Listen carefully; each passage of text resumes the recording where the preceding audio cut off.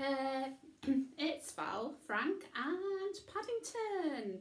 Do you know what, guys? They're still here. They moved in last week and they've refused to budge. And Paddington has eaten me absolutely out of house and home. I've got no marmalade left. And this one has had about 10 chicken parmos. I can't believe it. Yeah. No, you can't watch. I've told you before, Frank, you're not watching Gogglebox. You're going to sit here and listen to story time. Right, I'll put those two here. Right, guys. Do you know what? I can't believe that it is our last week of story time. It's gone so fast because next week you'll be all back at school. Yay! Now, do you remember that I promised you that we'd start a new serial story, Mr. Stink? Well, what I've decided to do, because a promise is a promise, what I've done is I've picked some funny chapters from Mr. Stink, because we're not going to have time to read the whole story, sadly. So basically, I'll tell you about the plot. This is the book, Mr. Stink. Oh. So basically, Mr. Stink is about a very posh tramp who gets befriended by a little girl called Chloe, and he goes to live at her house. So the chapter we're going to read is called Rule Britannia, and it's about when Mr. Stink gets to go on television. So shall we read it? I'll get my glasses on. It's quite funny. I think you'll enjoy it. There we go. Mother sniffed and sniffed again, her nose wrinkled with disgust. Are you sure that you had a bath, Mr. Stink? She enquired as Dad drove all the family and Mr. Stink to the TV studio. Why, yes, I did, madam. Well, there's a very funny smell of pond in this car. And dog, pronounced Mother from the front seat. I think I'm going to puke, pronounced Annabelle from the back seat. I've told you before, darling. We don't say puke in this family, corrected Mother. We say we are feeling slightly nauseous. Chloe opened the window discreetly so as not to hurt Mr. Stink's feelings. Do you mind if we keep the window closed? Asked Mr. Stink. I'm a little chilly. So the window went up again. Thank you so much, said Mr. Stink. Such unimaginable kindness. They stopped at some traffic lights and Dad reached for one of his hard rock CDs. Mother slapped his hand and he put it back on the steering wheel. Then she put on one of her favourite CDs in the car stereo, and the old couple in the next car looked at the Crumb family strangely as Rule Britannia, Britannia rules the waves came blaring out of the car. No, that won't do at all, said the TV producer as he studied Mr. Stink. Can we put some dirt on him? He doesn't look trampy enough. Makeup, where's makeup? A lady with far too much makeup on appeared from around a corridor, scoffing a croissant and holding a powder puff. Darling, have you got any grime? asked the producer. This way, mister, said the makeup lady. Stink, said Mr. Stink proudly. Mr. Stink, and I'm going to star on TV tonight. Mother scowled. Chloe, Annabelle and Dad were led to a little room with a TV, half a bottle of warm white wine and some stale crisps to watch the show being broadcast live. The thunderous title music started and there was polite applause from the audience, and the pompous-looking presenter, Sir David Squirt, addressed the camera. Tonight on Question Time, it is an election special. We have representatives from all the major political parties and also a tramp who goes by the name of Mr. Stink. Welcome to the programme, everyone. Everyone around the table nodded, apart from Mr. Stink, who proclaimed loudly, May I say, what a delight it is for me to be on your show tonight. Thank you, said the presenter uncertainly. Being homeless, I've never seen it, said Mr. Stink. In fact, I have absolutely no idea who you are, but I'm sure that you're wildly famous. Please continue, Sir Donald. The audience laughed uncertainly. Mother looked very displeased, and the presenter coughed nervously and tried to continue. So, the first question tonight.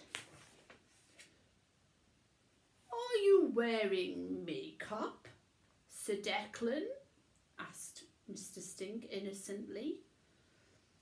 Well, a little, yes, for the lights, of course. Of course, said Mr. Stink. Foundation? Yes. Eyeliner? Well, a little. Lip gloss? A smidge. Ooh, looks nice. Oh, I wish I'd had some blusher now. The audience chuckled throughout the exchange, and Sir David moved on very rapidly. I should explain that Mr. Stink is here tonight as he has been invited to live with Mrs. Crumb. Croom, corrected Mother. Oh, said Sir David, I do apologise. We checked the pronunciation with your husband and he said it was Crumb. Mother went red with embarrassment. Sir David turned his attention back to his notes. Later on in the programme, he said, we will be discussing the difficult topic of homelessness. Mr. Stink put his hand up. Yes, Mr. Stink? Asked the presenter. May I pop to the lavatory, Sir Duncan? Well, the audience laughed louder this time. I should have gone before we started, but I asked the makeup lady to do my hair and it took forever. Don't get me wrong, I'm thrilled with the results. She gave me a wash and blow dry, and they even put some gel in it. But I didn't get a chance to go to the little boy's room. Well, of course, if you need to go, go. Well, thank you so much, said Mr. Stink. He rose to his feet and started to potter off the set. I shouldn't be too long. I think it's just a number one. The audience howled again with laughter. And in the little room with stale crisps and the TV, Chloe and Dad were laughing too. Chloe looked at Annabelle.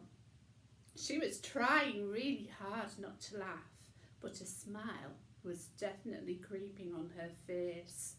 My apologies, exclaimed Mr. Stink as he crossed the stage again in the opposite direction. I'm told the lavatory is this way. Oh, goodness me. Mr. Stink's already causing chaos, isn't he? Well, we're going to move on to the next chapter. It's called Collapsed Bouffant. And Mr. Stink's going to cause even more chaos in this TV show.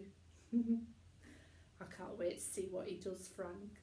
I think he's giving out a bit too much information already, isn't he? And that's why I feel there should be a curfew on all people under 30. Mother was in full flow now, and she smiled as she received a smattering of applause for this comment from the people over 30 in the audience. They should all be in bed by 8 o'clock at the latest. Sorry I was a while, said Mr. Stink as he ambled back onto the set. I thought it was a number 1, but while I was standing there, I suddenly got the urge to have a number 2. This is a really silly story. I wasn't expecting that. The audience erupted into laughter, some even applauding in delight, as this serious show descended into a discussion of an old tramp's toilet habits. I mean, I usually do my number 2s in the mornings, between 9:07 and 9:08, but I had an egg sandwich backstage before I came on the show tonight. I don't know if you made sandwiches, Sir Derek. No, I don't make the sandwiches, Mr. Stink. Now, can we please get back to the question of curfews for the young? Well, it was a delicious sandwich.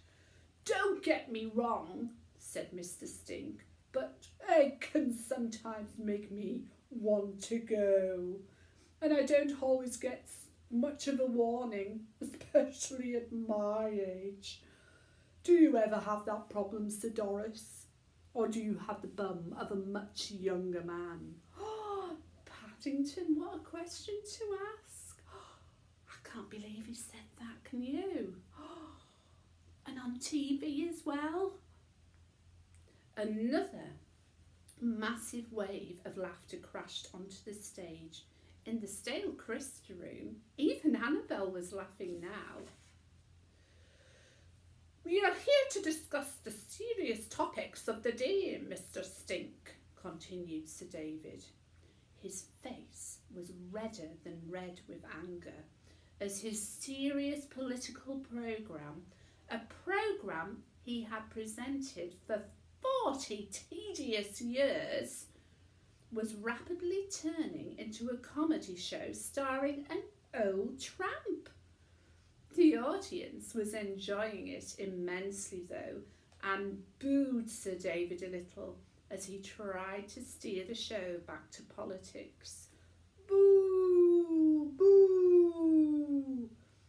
He shot them a steely stare before turning to the new star of the show.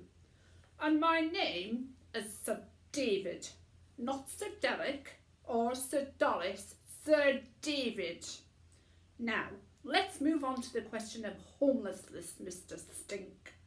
I have a statistic here which says that there are over 100,000 homeless people in the UK today. Excuse me, people, I have a frog in my throat.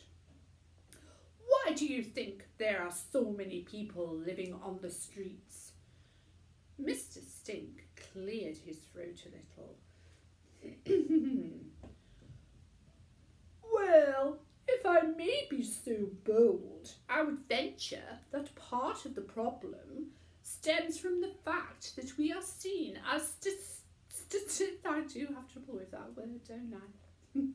That we are seen as statistics rather than people.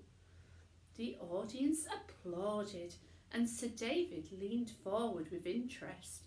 Perhaps Mr. Stink wasn't the clown he'd taken him for. "We all have different reasons for being homeless," continued Mr. Stink. "Each homeless person has a different story to tell.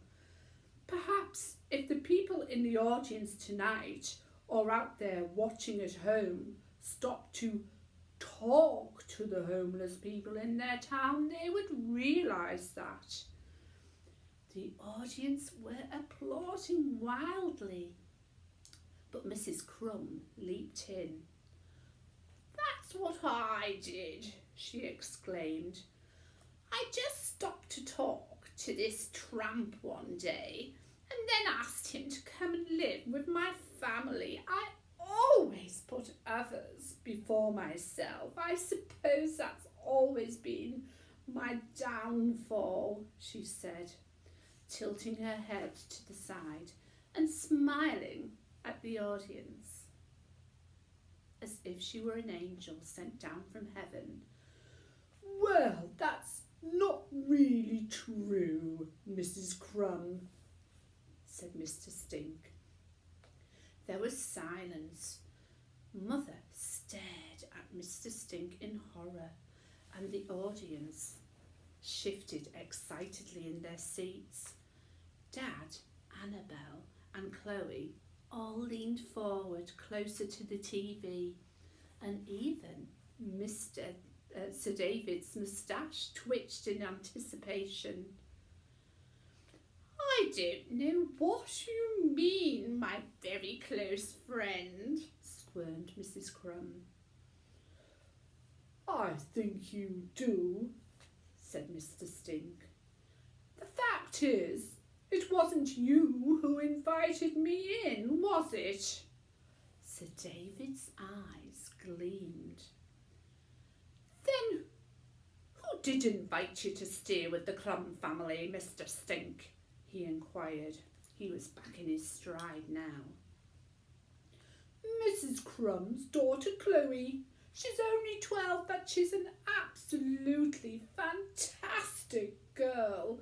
One of the sweetest, kindest people I've ever met." These words fell on Chloe like an enormous yes.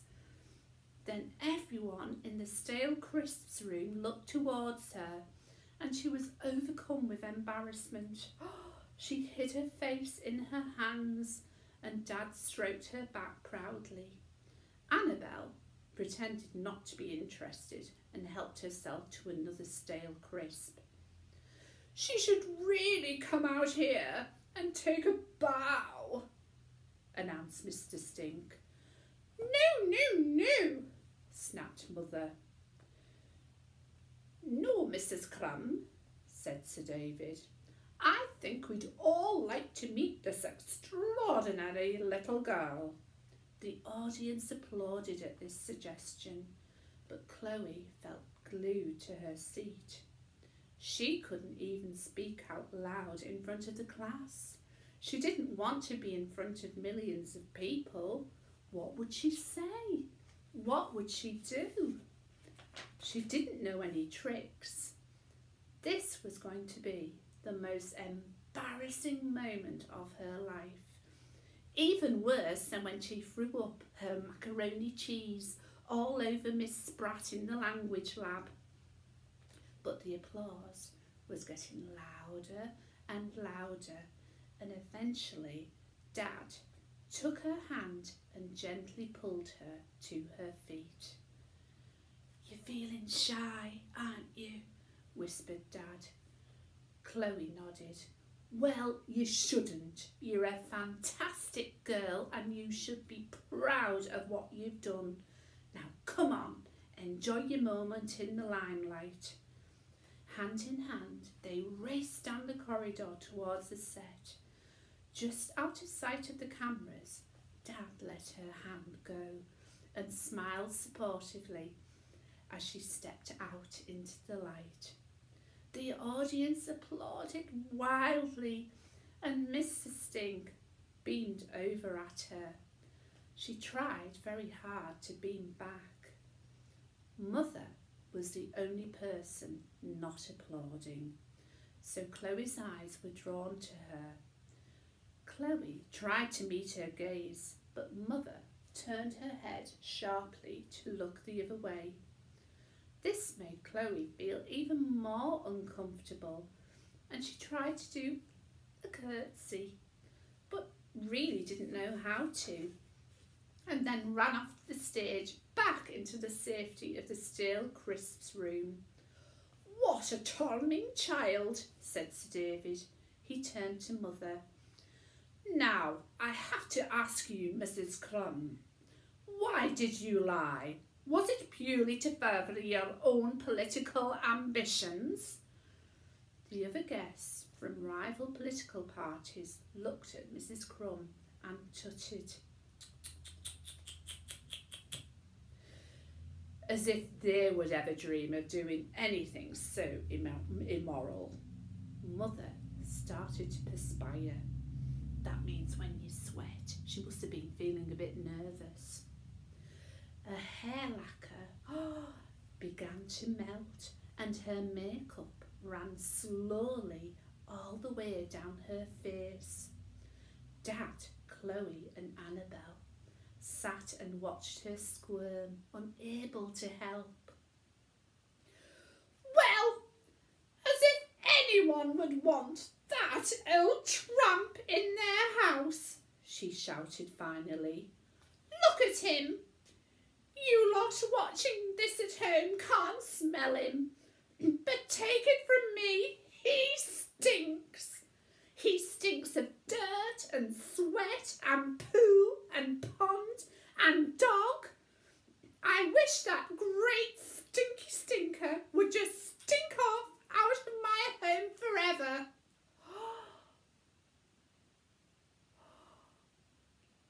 There was a shocked silence for a moment, and then the boos started getting louder and louder and louder. "Boo! Boo! Hiss! Hiss!"